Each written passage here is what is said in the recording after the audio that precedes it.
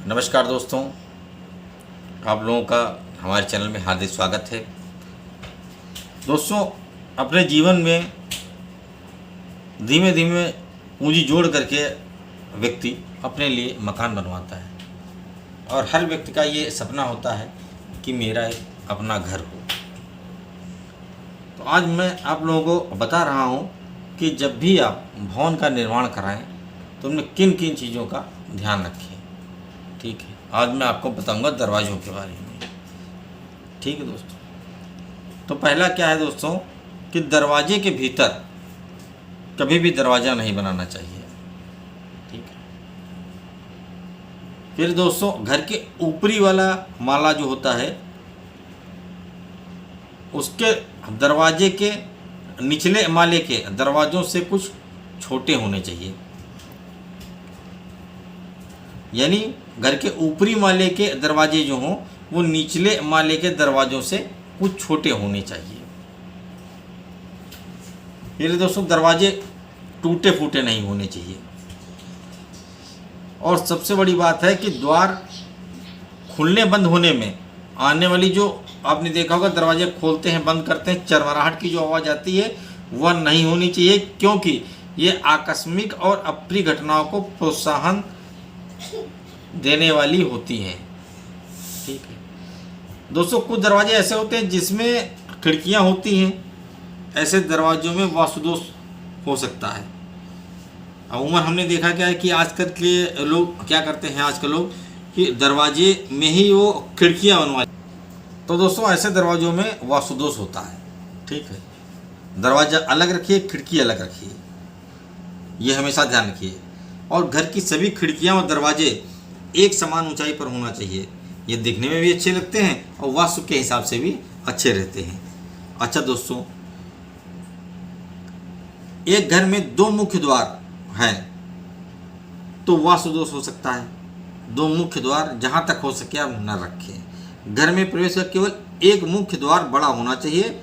ठीक है दोस्तों, और एक बात का और ध्यान रखें, विपरीत दिशा में दो मुख्य द्वार नहीं बनाना चाहिए कि एक पूर्व बना दिए दूसरा पश्चिम बना दिए, या एक उत्तर बना दिए और दूसरा दक्षिण आपका निकास द्वार हो गया। ठीक, ऐसा मत कीजिए कभी भी। अच्छा दोस्तों, फिर बताते हैं आपको, घर का मुख्य द्वार जो है वो घर के बीचों बीच न हो करके दाएं या बाएं और स्थित होना चाहिए। और अगर आपके समझ में नहीं आ रहा है तो किसी अच्छे वास्तुशास्त्री से आप संपर्क अवश्य कर लें। ठीक है दोस्तों, अब दोस्तों बताते हैं आपको, मुख्य द्वार के सामने कोई गड्ढा अथवा सीधा रोड नहीं होना चाहिए। जब भी आप प्लाट खरीदें तो इस बात का विशेष ध्यान रखें कि मुख्य द्वार के सामने कोई गड्ढा या सीधा मार्ग न हो।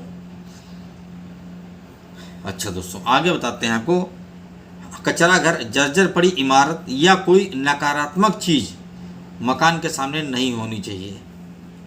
ठीक है, आगे बताते हैं दोस्तों, दरवाजे के सामने ऊपर जाने के लिए सीढ़ियां नहीं होनी चाहिए। अमूमन हम देखते क्या हैं कि लोग यही गलती सबसे पहले करते हैं कि दरवाजे के सामने ऊपर जाने के लिए सीढ़ियां तुरंत बनवा देते हैं।